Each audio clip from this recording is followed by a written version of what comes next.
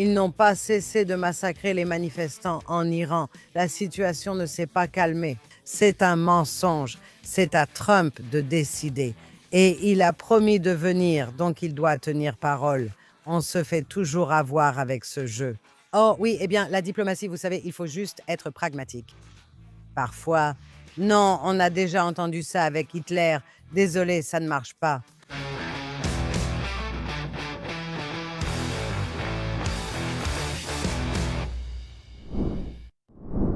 Shalom, bienvenue dans un nouvel épisode d'Israël Diplomatique. Je suis Marc Regev, accompagné comme toujours de ma co-animatrice Ruthie Bloom. Et aujourd'hui, nous allons consacrer l'émission à un anniversaire. N'est-ce pas, Ruthie?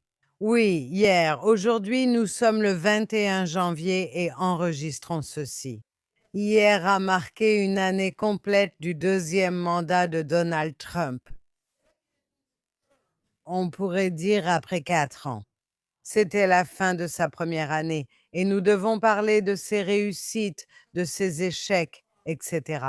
Maintenant, hier, pour marquer son anniversaire, il a accordé une interview à News Nation et écoutons ce qu'il avait à dire sur le Moyen-Orient. Des rapports signalent qu'ils brûlent encore des milliers de manifestants vivants. Ils ont aussi menacé de vous assassiner ce week-end. Je sais que vous ne pouvez pas commenter ce qui se passe. Quelle est votre réponse face à la direction iranienne et à leur régime qui vous provoque des menaces, surtout après ce week-end?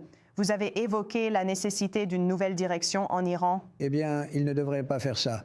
Mais j'ai laissé un avertissement. S'il se passe quoi que ce soit, nous allons tout faire exploser. Tout le pays sera détruit. Je les frapperai vraiment très fort, mais j'ai des instructions très strictes. S'il se passe quoi que ce soit, ils vont les rayer de la surface de la Terre. Effacer de la terre. Ruthie, quel langage est-ce? Ce n'est pas vraiment présidentiel, mais j'ai une théorie à ce sujet. Écoutons d'abord la tienne. D'abord, tu sais, Trump reste Trump.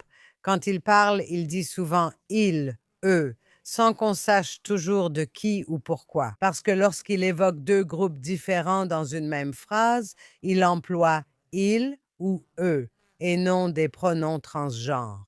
Dans ce cas, quand il dit nous allons les effacer de la surface de la terre, peu importe la formulation, il ne visait pas le peuple iranien, mais le régime, c'était son intention. Il ne l'a pas précisé, il ne voulait pas dire qu'il allait anéantir l'Iran. Il a toujours dit que ce régime devait disparaître. Le problème, c'est que lorsqu'il s'est adressé pour la première fois au peuple iranien, qui manifestait courageusement et risquait sa vie, et il a dit que des milliers et des milliers de personnes ont été massacrées par les forces du régime. Continuer, de l'aide arrive, puis plus rien. Beaucoup sont furieux contre lui car les Iraniens meurent chaque jour. Ensuite, il a déclaré, vous savez quoi? Ils allaient exécuter 800 manifestants iraniens et ils ne l'ont pas fait, donc tant mieux pour eux. Quelque chose comme ça. Je suis contente d'apprendre que c'était un mensonge. Ils ont exécuté. Les forces du régime exécutent des manifestants tous les jours. Et donc voici la question que tout le monde en Israël se pose. D'accord, qu'est-ce qu'il attend? Et puis, il y a toutes ces discussions sur ce qu'il attend. Que penses-tu d'une telle déclaration? D'ailleurs, nos ennemis, ceux d'Israël, menacent sans cesse de nous anéantir et visent tous, pas seulement les dirigeants. Quand les dirigeants israéliens tiennent de tels propos, le gouvernement sud-africain saisit la Cour pénale internationale ou la Cour internationale de justice, affirmant que c'est une incitation au génocide, comme rayer un pays de la carte. Bien sûr, ils ne le font pas quand l'Iran utilise ce genre de langage, donc ça c'est permis. Oui, c'est politiquement acceptable, mais les propos directs de Donald Trump pourraient aussi venir d'informations issues du renseignement. Je spécule, n'étant plus au gouvernement, sans accès aux renseignements classifiés. Mais ces propos étaient si directs et précis, allant droit au but. Il est possible que ses conseillers en renseignement aient informé le président que les Iraniens préparent ou envisagent de préparer quelque chose. Et il voulait envoyer un message immédiatement en retour. N'empruntez pas cette voie, si vous le faites, vous en paierez le prix, un prix que vous ne voulez pas payer. Et je pense que c'est pour cela qu'il a fait cette déclaration. Il y a un fait historique auquel le président a fait allusion. Quand Biden était président, Pompeo, ancien secrétaire d'État, visitait le Golfe et il a été révélé qu'il y avait un complot iranien visant à tenter de l'assassiner pour se venger de Pompeo et Trump après l'assassinat de Soleimani pendant la première administration de Donald Trump. Il a souligné l'importance de fixer une limite claire. Si vous la franchissez, le coût sera très élevé et indésirable. C'est un message important et je pense qu'il sait qu'ils l'ont déjà fait et pourrait recommencer. Vous ne pouvez pas faire ça. Mais voilà le problème, c'est un message important. Mais il continue de transmettre ce message et ensuite il semble ne rien faire. Je ne veux pas dire rien du tout. En juin, il a participé à l'attaque d'Israël contre les installations nucléaires iraniennes et la production de missiles balistiques, et c'était incroyable. La guerre de 12 jours. Mais pour l'instant, le fait est que vous ne pouvez pas continuer à menacer puis simplement arrêter. Ce n'est pas ça. En fait, je crois vraiment qu'il est maintenant simplement en train de se préparer. Nous voyons des mouvements de porte-avions, des porte-avions américains. Oui, si, nous voyons énormément de choses. Nous savons que les renseignements israéliens, nous n'avons pas accès à ces informations confidentielles, mais nous savons d'après. Je connais peu de commentateurs ou d'anciens chefs militaires en Israël qui disent cela. En ce moment, Israël se prépare de toutes les manières possibles pour se coordonner, surtout pour protéger les Israéliens, au cas où les États-Unis attaqueraient l'Iran. Et ensuite, l'Iran riposte en envoyant des missiles, en lançant des missiles sur Israël, ce que chaque Israélien pense qu'il va arriver à un moment donné. Disons qu'il le reporte. Pas parce qu'il croit vraiment que l'Iranien ou qu'il ne va pas le faire, mais parce que ses experts et chefs militaires le lui disent. Il doit attendre que tout soit prêt. Cependant, à cet égard, je dois dire qu'il a fait un travail incroyable toute l'année en soutenant Israël dans sa tentative, je dirais, d'obtenir la paix par la force et la guerre. En fait, mais voici le problème en ce moment. Je pense aussi qu'il se fait de sérieuses illusions sur le Moyen-Orient, et même si elles se réalisent un jour, ce n'est certainement pas le cas en ce moment. Et il est pressé. On en parlera dans un instant.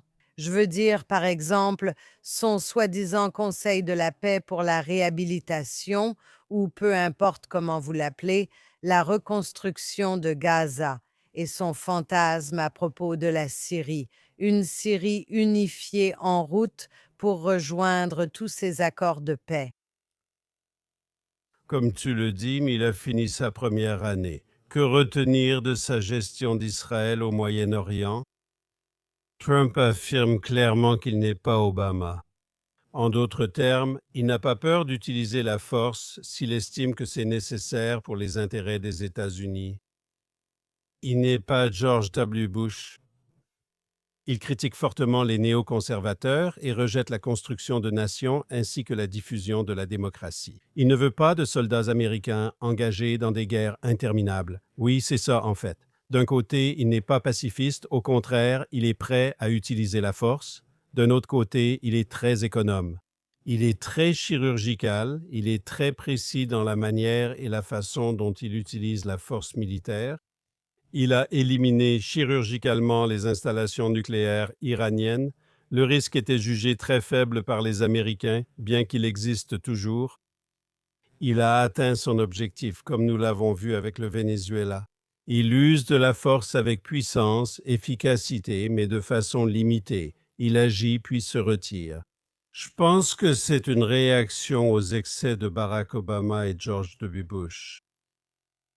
Que voyons-nous actuellement sur l'Iran? Une frappe américaine est-elle certaine? Eh bien, on voit qu'ils déplacent leurs forces dans la région, ils se préparent à frapper.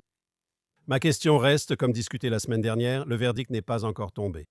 S'agit-il de déplacer des forces pour faire pression sur les Iraniens pour accepter l'accord voulu par Donald Trump, c'est-à-dire démanteler leur programme nucléaire, interdire l'enrichissement et les missiles, cesser le soutien au terrorisme, le régime doit être faible. Ou veut-il vraiment appuyer sur la gâchette cette fois-ci?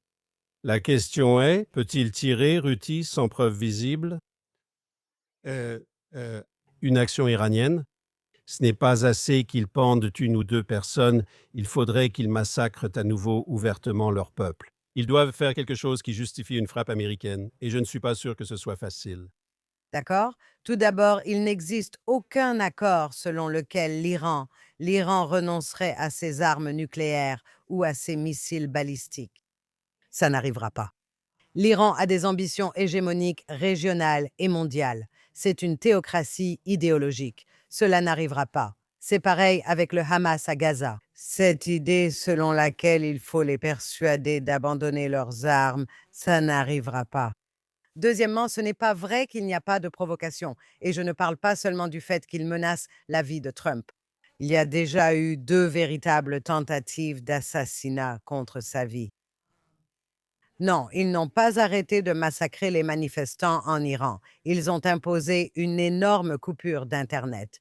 Mais lorsqu'il y avait des connexions sporadiques, des communications avec des Iraniens en Israël et des expatriés iraniens en Amérique, il y a eu des rapports. Le massacre se poursuit, devenant toujours plus vicieux et barbare. Beaucoup de ces actes consistent à gazer, à crever les yeux des gens, à leur tirer dessus dans les rues. Et ensuite, lorsque les membres de la famille viennent essayer de récupérer le corps d'un proche, ils sont forcés de payer une fortune pour les munitions qui ont été utilisées pour les tuer. C'est horrible ce qui arrive là-bas. Vous n'avez pas besoin d'excuses. La situation reste tendue. C'est un mensonge, d'autant que les Européens évitent d'en parler et que l'Iran siège toujours au Conseil des droits de l'homme. Eh bien, c'est à Donald Trump de décider. Et Donald Trump a promis qu'il viendrait et il ferait mieux de tenir parole. Ça, c'est une chose. Mais maintenant, c'est... Et en fait, je crois qu'il le fera. Mais pour ce qui est des autres domaines, et tout cela est lié d'une certaine manière, vous voyez. Voyez-vous, son fantasme est que, comme Achara, dirigeant actuel de la Syrie, est sunnite et non chiite comme le régime iranien, il est d'une certaine façon contre l'Iran. Mais il ne le comprend toujours pas. Achara est du côté de Daesh et d'Al-Qaïda et a facilité le massacre de toutes les minorités en Syrie. Actuellement, des histoires horribles émergent. Il y a des massacres de Kurdes, d'Alaouites et de chrétiens. Et Trump ferme les yeux là-dessus, pour une raison quelconque, et aussi pour une autre raison. Il semble que le premier ministre Netanyahou ne précise pas clairement que c'est ce qui se passe. Et au lieu de cela, il accepte ce genre d'accord avec la Syrie, qui ne sont pas seulement militaires, mais aussi civils. Et là, je suis très pessimiste, c'est un fait. Et puis, il y a ce qu'on appelle le Conseil de la paix pour Gaza, que le premier ministre Netanyahou vient d'accepter de rejoindre. Donc, le Conseil de la paix est l'organe principal qui donnera des instructions à un comité technique dans lequel il y a des Turcs et des Qataris. Et les gens disent que ce sont les meilleurs amis du Hamas, qu'ils vont aider le Hamas, qu'ils vont couvrir le Hamas. J'ai entendu quelqu'un à la radio ce matin, en venant au studio, dire quelque chose comme « Eh bien, il pourrait y avoir un soldat turc, mais ce pourrait être un soldat turc en civil qui créerait une infrastructure que le Hamas pourrait utiliser le moment venu. » Et ce sont des préoccupations que je pense, vous savez, qui existent partout en Israël. Que vont faire la Turquie et le Qatar à Gaza? Vont-ils vraiment nous aider à déradicaliser l'endroit alors qu'eux-mêmes sont très sympathisants de l'idéologie du Hamas? Je dirais ceci, d'accord, et je peux me tromper. Nous avons obtenu le cessez-le-feu à Gaza pour 2 raisons évoquées alors, la pression militaire israélienne et le soutien américain. Les 2 étaient nécessaires. Avant, sous l'administration précédente, la menace militaire israélienne n'était pas aussi crédible, même quand il voulait nous freiner, sous Trump. Il a affirmé que vous pouviez finir le travail et a utilisé un langage imagé, répétant que l'enfer allait se déchaîner. Il a aussi veillé à ce qu'Israël ait toutes les munitions, contrairement à l'administration précédente qui les retenait. Donc, la menace militaire israélienne était très, très crédible, mais en même temps, il y avait parallèlement à la menace militaire une action diplomatique qui était très efficace. Donald Trump a utilisé la Turquie et le Qatar, principaux alliés du Hamas dans le monde sunnite, pour les pousser à accepter le cessez-le-feu. Et peut-être que Donald Trump pense qu'il peut utiliser, selon lui, leurs bons intermédiaires pour amener le Hamas à se démilitariser, comme ils doivent le faire lors de la deuxième étape. C'est sans doute sa conviction, d'où sa volonté de les garder à la table des négociations. Benyamin Netanyahou a refusé la présence de personnel militaire à Gaza. Mais il a accepté, peut-être pas avec le sourire, mais de facto, il a accepté qu'il soit présent dans ce comité de supervision. Eh bien, voici le problème avec tout ça. Ce n'est pas seulement que je sais quand tu dis oui. La Turquie et le Qatar, et d'ailleurs l'Égypte, ce sont tous des acteurs qui ont aidé et encouragé le Hamas. L'Égypte en permettant cela pendant toutes ces années. Permettre aux armes et au béton du Hamas d'entrer à Gaza pour la construction de tunnels, c'est une chose. Et aussi ne jamais avoir permis à aucun Gazaoui, même pendant la guerre, pour des raisons humanitaires, de s'échapper vers le Sinaï ou ailleurs. Voilà pour l'Égypte, la Turquie et le Qatar. Le vrai danger n'est pas seulement de savoir s'ils peuvent démilitariser le Hamas. Ils soutiennent et financent toujours le Hamas. Je n'ai aucun doute, et Netanyahou probablement non plus. On ne peut pas vaincre le Hamas s'il reçoit toujours des financements et peut se reconstruire. Donc ça, c'est une chose. Un autre problème avec le fantasme que Trump a concernant le lendemain de Gaza. Mis à part le fait que nous avons toujours le corps d'un otage décédé qui n'a pas été rendu. Laissons cela, car même si le corps était rendu, je dirais la même chose. Il y a ce Conseil de la paix. Je pense que Trump a cette idée que les Nations unies, en particulier le Conseil de sécurité, ont été terribles et qu'il est en train de créer une sorte d'alternative. C'est pourquoi il invite de nombreuses nations à le rejoindre. Mais le problème, c'est qu'il a une idée. Tout comme son gendre Jared Kushner et son envoyé Steve Witkoff, qui d'ailleurs en a beaucoup. Tous les deux ont des intérêts financiers au Qatar, ce qui est déjà assez grave en soi. Ils ont cette idée que dans ce conseil, comme vous l'avez dit, il y a un conseil principal et ensuite il y a des comités en dessous. Mais la gestion quotidienne de Gaza sera en fait assurée, selon cela, par des technocrates palestiniens qui ne sont ni du Hamas ni du Fatah, mais simplement palestiniens.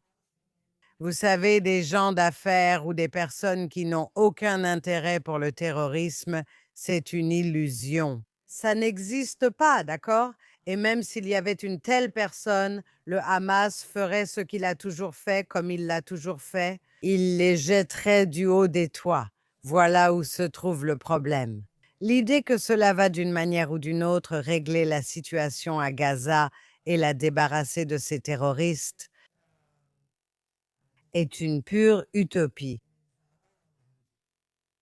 Donc, en fait, je pense que le président Trump, et encore une fois, nous parlons la semaine du premier anniversaire de son mandat en tant que président, pour la deuxième fois. Il a une logique même en disant des choses irréalistes, comme « Vous, les Palestiniens, devriez partir. On fera d'ici la Riviera du Moyen-Orient, n'est-ce pas ?» Tout le monde savait que ça n'allait pas arriver de sitôt. Mais il y a une logique, je pense, dans ces déclarations, et je veux te rappeler quelque chose que Netanyahou a dit quand Trump était ici, à la Knesset. Il a déclaré « Sans vous, Monsieur le Président, nous n'aurions pas eu l'accord de cessez-le-feu. » Il a souligné le soutien américain à Israël. C'était un tournant dans la guerre, c'était un tournant positif, un point d'inflexion. À l'arrivée de Trump au pouvoir, nous avons libéré de nombreuses personnes, puis obtenu le soutien militaire. Et ensuite, nous avons obtenu l'accord de cessez-le-feu, et personne ne pensait que ce genre d'accord de cessez-le-feu, je ne devrais pas dire accord de paix, parce qu'il n'y a pas de paix. Oui, mais l'accord de cessez-le-feu qui a été signé, personne ne pensait que nous pourrions obtenir un cessez-le-feu et faire sortir tous nos otages, tous les otages vivants et tous les otages décédés, à l'exception d'un seul, ils sont tous revenus grâce à lui. C'est grâce à l'accord facilité par le président Trump, il mérite des remerciements. Évidemment, ce qui se passera à l'avenir à Gaza reste incertain. Le président Trump affirme partager nos objectifs, désarmer le Hamas et démilitariser Gaza. Nous pouvons donc coopérer. Sommes-nous en désaccord? Sur certains accords, il semble qu'il y ait au moins ouvertement. Je ne sais pas ce qui se passe derrière les portes closes, mais il semble que nous ayons parfois des accords différents sur certains sujets. Tout dépend de votre point de vue. Vous craignez que Trump soit, selon vos mots, dans un monde imaginaire. Concernant la Turquie et la Syrie, il est clair qu'en ce qui concerne la Syrie, il veut accorder le bénéfice du doute à ce nouveau président syrien. Trump connaît ses origines, mais pour diverses raisons, il pense pouvoir travailler avec cet homme. C'est pareil pour le président turc au pouvoir depuis longtemps, dirigeant la Turquie depuis le début du siècle. Mais c'est quelqu'un dont on connaît la valeur et Trump pense qu'il peut aussi travailler avec lui. Israël pensait autrefois pouvoir collaborer avec cet homme.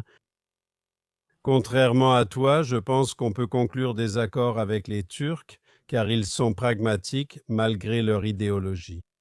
Le président turc a tenu des propos antisémites. Oui, il a dit des choses très problématiques, mais ce même président turc qui a dit ces choses terribles a accueilli à Ankara le président israélien. Et il a rencontré le premier ministre Netanyahou par le passé et ils se sont parlé au téléphone. Ce n'est pas le même niveau d'animosité que l'on voit chez des gens comme le Hamas ou les Iraniens d'ailleurs.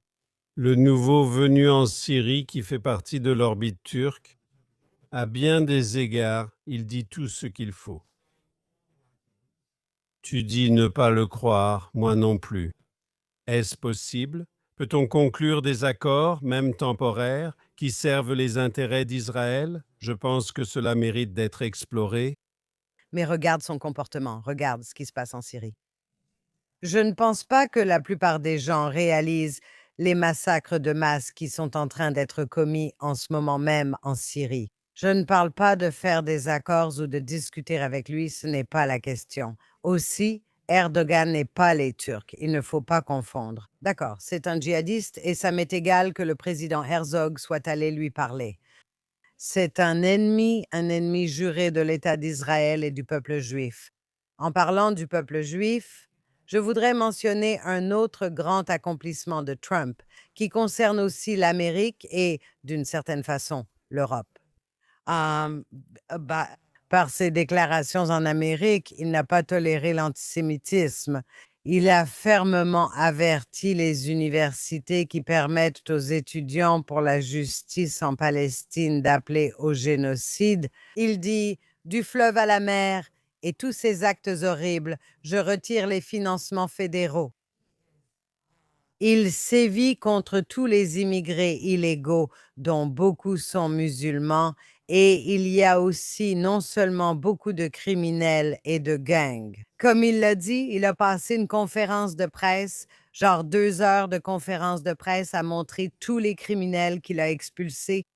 Mais il a été d'une clarté absolue sur son intolérance envers la haine des Juifs et c'est vraiment, vraiment impressionnant, cependant, je dois le dire. Et c'était un message adressé aux gros-pères du Parti républicain qui ne sont pas d'accord avec lui. C'était un message adressé aux démocrates, mais aussi aux républicains antisémites.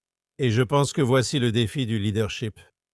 Parce qu'il est très facile pour lui de critiquer l'antisémitisme de la gauche progressiste, car ce sont de toute façon ses adversaires politiques.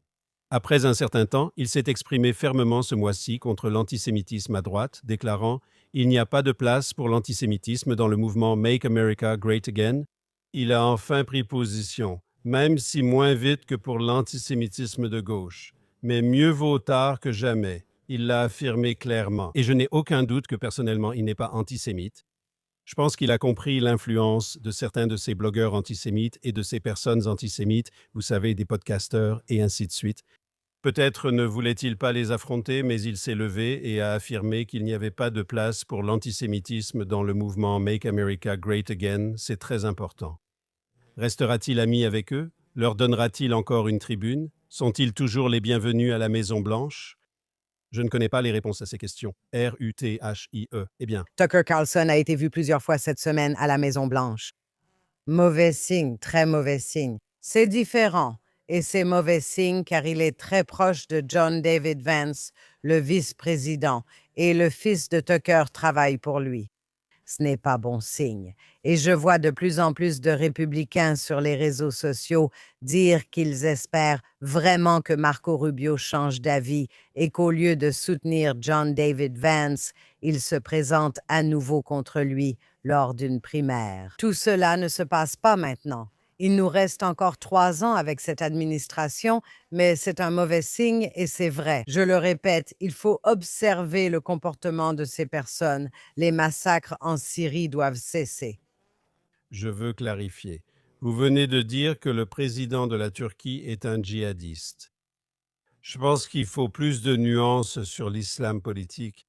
C'est comme si Nixon pouvait conclure un accord avec les Chinois pour avoir plus de pouvoir contre les Soviétiques, n'est-ce pas? Il est important d'observer l'évolution du monde islamique et de l'islam politique. Il ne fait aucun doute que les Qataris et les Turcs sont enclins envers les frères musulmans. Les frères musulmans incarnent un islam politique et militant, différent toutefois des extrémistes.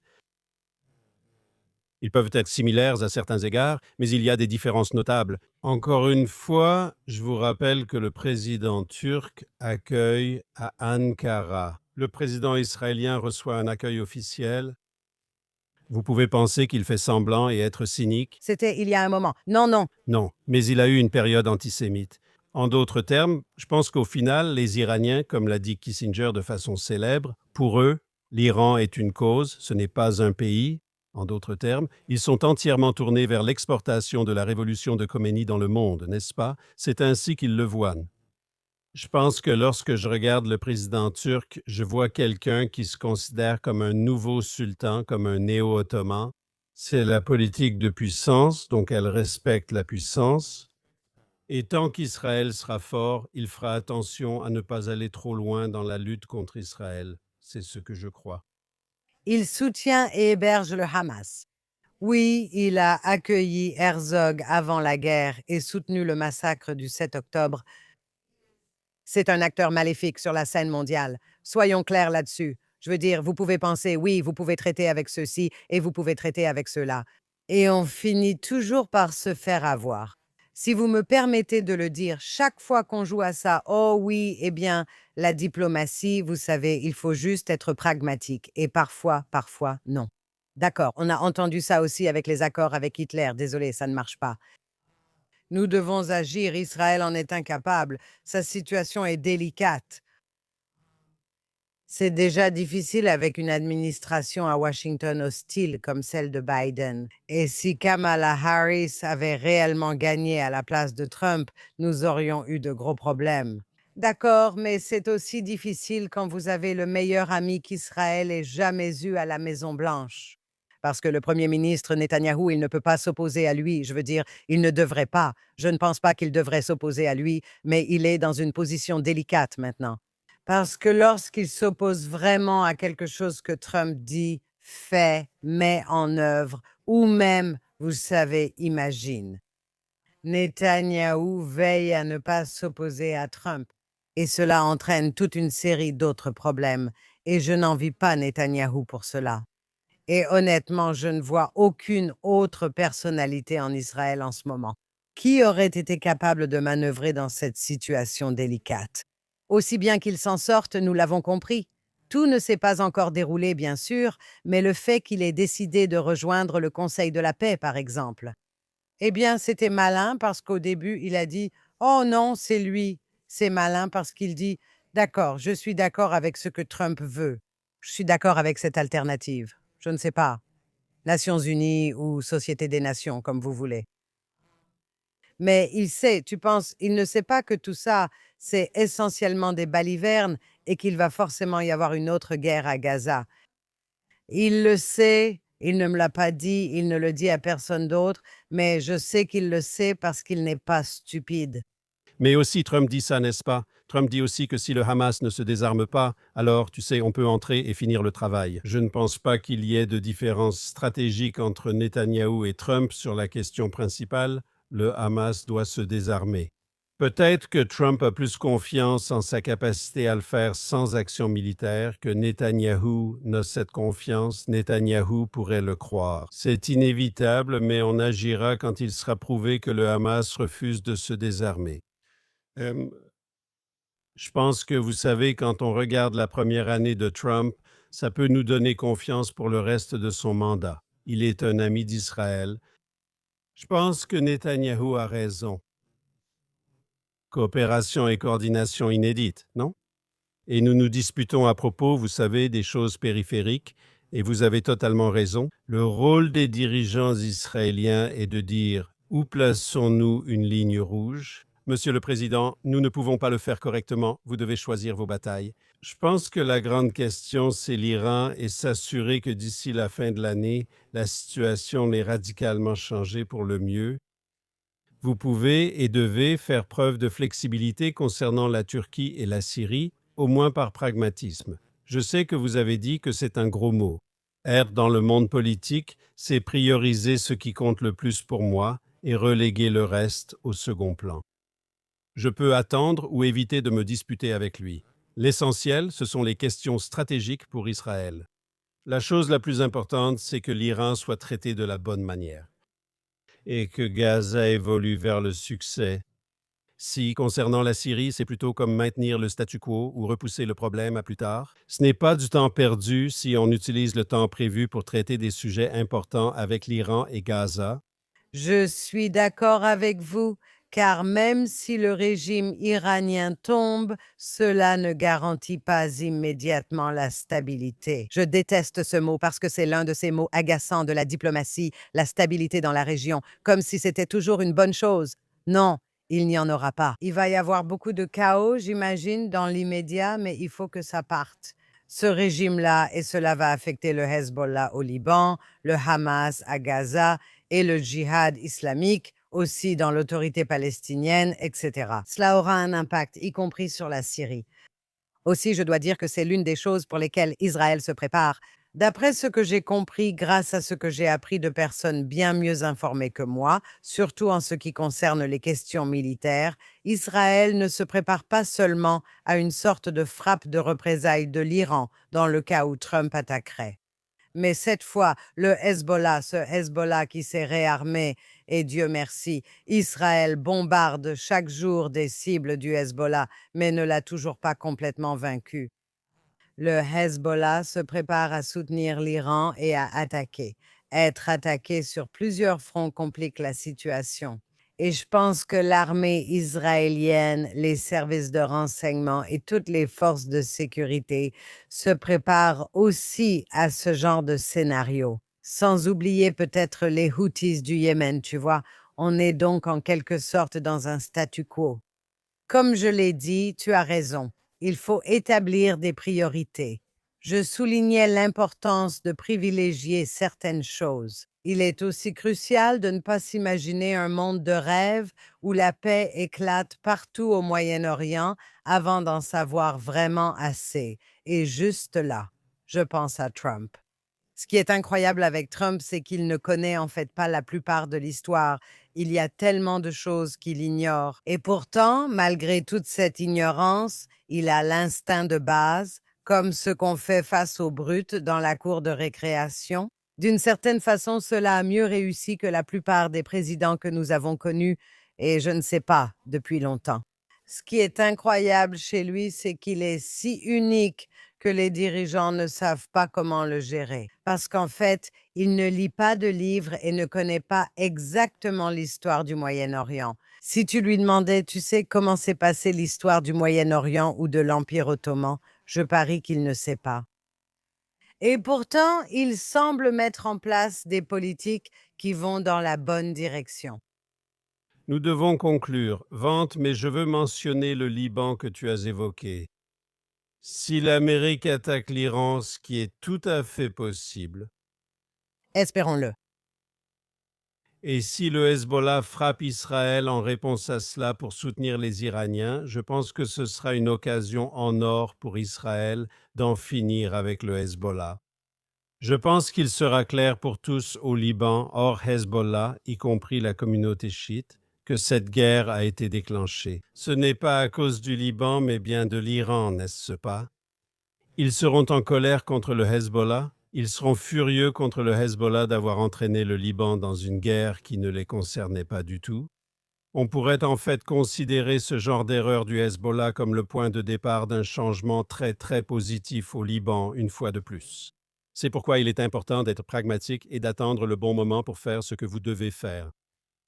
J'ai hâte de poursuivre cette conversation car nous aurions pu en parler longtemps. La semaine prochaine, quand nous nous reverrons, Ruthie, Et la semaine prochaine, quand nous nous reverrons, qui sait ce qui se sera passé en 7 jours? attends ça avec impatience, Ruthie.